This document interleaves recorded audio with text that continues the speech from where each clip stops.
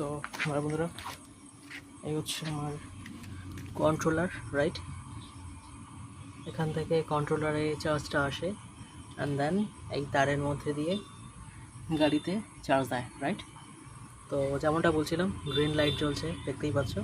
এটা হচ্ছে সিগন্যাল, যখন গাড়ির চার্জটা ফুল হয়ে যায় তখনই গ্রিন লাইটটা জ্বলে, তাছাড়া কিন্তু রেড লাইট জ্বলবে যখন চার্জ না থাকে। তো চলো তোমাদেরকে দেখাই কতটা চার্জ হলো এবং কতটা চার্জ হলে আমার গাড়ি ফুল চার্জ হিসেবে দেখায়। দেখতেই পাচ্ছ 67 ভোল্ট চার্জ আছে, গাড়ি থার্ড গিয়ারে রাখা আছে, ওকে। আর আমি এখনও ক্লাচটা প্রেস করে নিই, প্রেস করলে তখন রেডি দেখাবে এখানে অ্যান্ড দেন চলতে স্টার্ট করে, ওকে। তো এই হচ্ছে আমার গাড়ির ড্যাশবোর্ড, এটা থেকেই আমি দেখতে পাই যে গাড়ি কত নম্বর গিয়ারে আছে, চার্জ কতটা আছে না আছে, সব কিছু।